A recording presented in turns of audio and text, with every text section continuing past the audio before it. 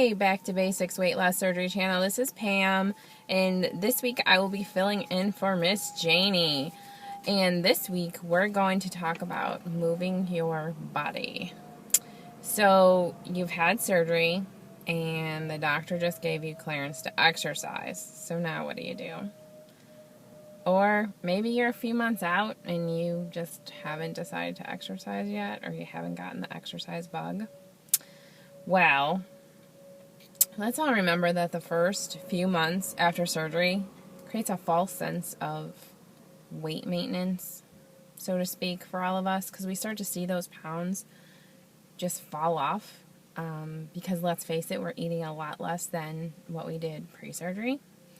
So in order to really keep that train on the track, so to speak, exercise is really a key part of this whole process, this whole journey. It's really one of the big pieces of success. If you look at the most successful people in our community, they all exercise, and they all exercise a lot. And I'm not saying that everybody has to exercise like that, but the reason that they're such big losers is because the more we exercise, the more our metabolic rate increases, which increases our metabolism. Because when we lose weight rapidly, our metabolism wants to slow down. But if you exercise regularly, it increases your metabolism, therefore you lose more body fat, you lose more weight, and you like that number on the scale when you step on there. It's as simple as that. So what's the components of a balanced exercise program? First of all, we all know about aerobic activity. I'm about to get some aerobic activity. I am currently in the parking lot at the lake that I like to walk around, and I came here straight from work because it's right down the street from my office to get some mileage in. So that's what I'm going to do. Aerobic activity is any activity that raises your heart rate. Another component of a strong exercise program is strength training. All the ladies out there just went, I want to lift weights. It's going to bulk me up. Really? No, it's not. This is going to build muscles, and it's going to strengthen your bones. And especially as you get older, you need to strengthen those bones so you're not some skinny bitch who falls over and breaks a hip. Just how it is. So strength training. I'm not telling you to go out and look like Arnold Schwarzenegger. No. But ladies, you do need to lift weights that are heavier than your purse. Some of us have a little saying that goes lift heavier, go home. But y'all seen Aisha's Grelin Be Gone's guns. From what I recall, she has only lifted 5-pound weights, but she's consistent with her 5-pound weights. Jen, New Life for Jen, kettlebells. Jen used to do curls with weights on a drive to work every day, but she was consistent. She was consistently building muscle, which revved her metabolism. The more muscle we build, the higher our metabolism is, the more weight we lose. I'm going to keep telling you that until it's ingrained up here.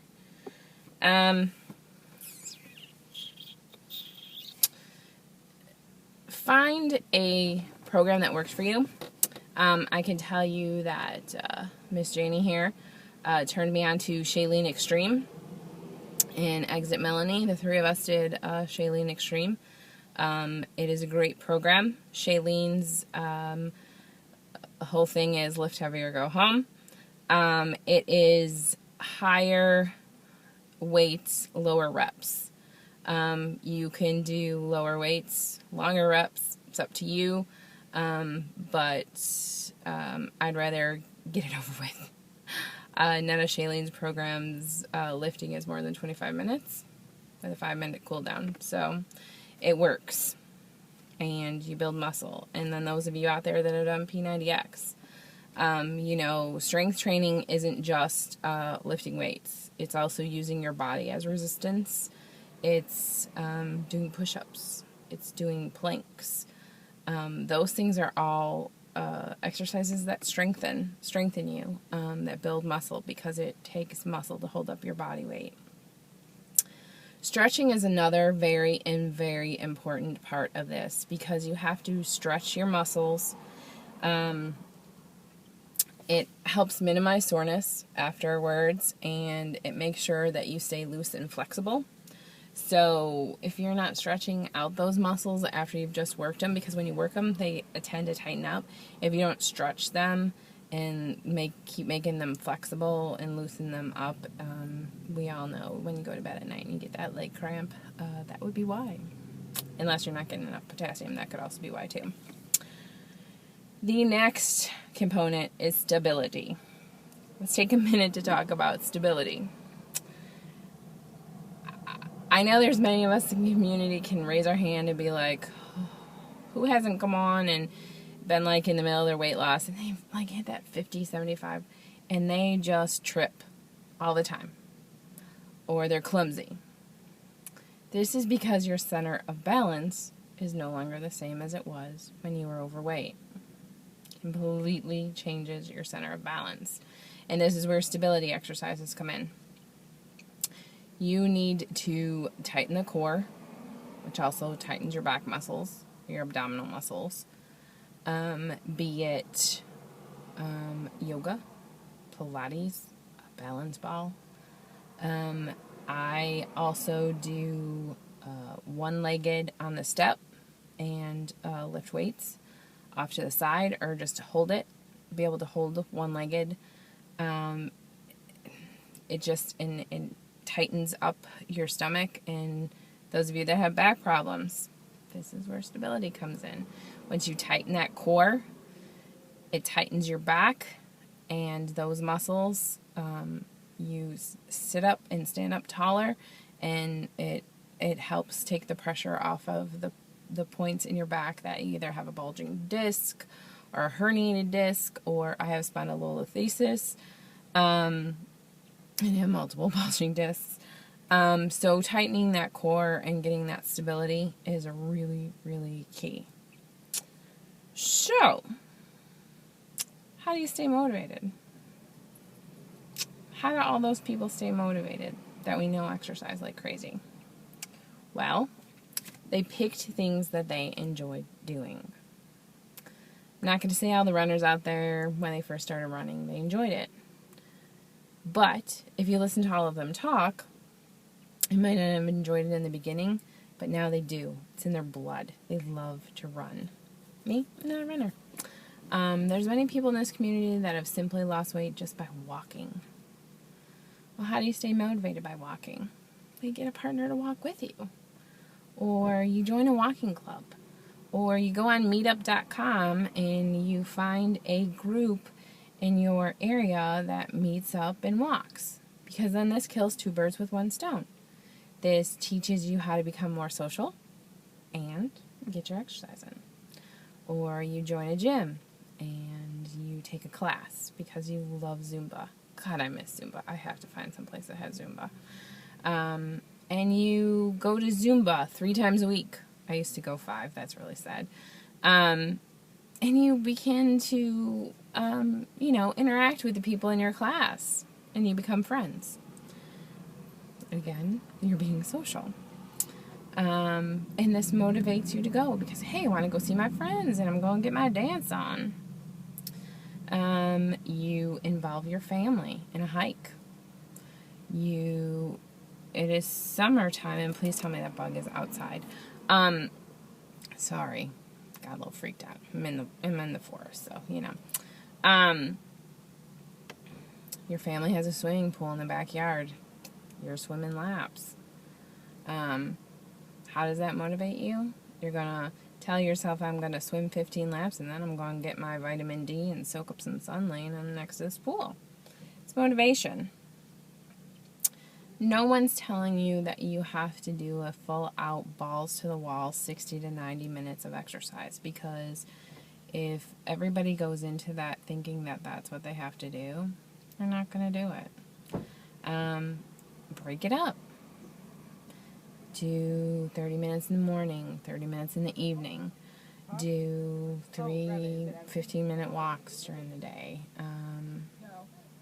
Break it up however you need to break it up, whatever fits with your schedule. The key to all of this is keeping your heart rate up with this aerobic activity. So, like I said, if you have to break it up into 15 minutes here, 15 minutes there, 15 minutes there, as long as your heart rate's staying up, you're good. And, you're getting your exercise in. The rule for bariatric surgery is 30 minutes a day or 210 minutes a week, because not everybody is going to be able to work out every day. But if you get your 210 minutes in a week, that's great. If you get more in, that's golden. So, what else? What else can you do to motivate you? Well, there's this little thing called a Fitbit that we all got. Most of the Back to Basics crew is joined the Fitbit craze. Some of us have Fitbit Zip, some of us have Fitbit One, some of us have got the new Fitbit Flex. You can join a Fitbit group on Facebook and on Fitbit.com. You have friends. You get little friends just like you do on Facebook on Fitbit.com, and you got a leaderboard. So try to get the top of the leaderboard with all your friends. I'm unfortunately number 6 right now. And, if anyone's going to catch Lori, Lolo's Lap Band Living, yeah, good luck, because she's got the most steps of anyone I've ever seen. I just don't get it, But the key of all of this is to get 10,000 steps in a day. Challenge yourself. Make it a game. Let that motivate you. If that's what motivates you, do it. Go for it. So what do you got to do to get all this exercise in? You have to make a plan. You have to plan. There's so many people out there who are busy doing this and busy doing that. I don't have time for exercise. Do you have time for yourself? Make time for yourself. This is about your time. Schedule it on your calendar. Write it down what you're going to do. Tell others you're going to do it. So, and when you don't, they're like, why aren't you doing your exercise? Commit to Monday, I'm going to walk 2 miles. Tuesday, I'm going to go to the gym and do the elliptical for 20, the stair climber for 15 flights, treadmill for 30 minutes. Make the commitment of what you want to accomplish and set out and accomplish it. Make a plan. Stick to your plan. Tell others what your plan is. And lastly, heart rate. Talk about heart rate and why it's important. This heart rate monitor. It's important to know what your heart rate is because you're supposed to stay within the 50 to 85% target heart rate, and that's when you're getting the most benefit from your exercise. Some of us wear a heart rate monitor, and some of us check it manually. So, the younger you are, the higher your heart rate is. Lucky you. And as I said, you're going to keep your heart rate between the 50 and 85 percentile.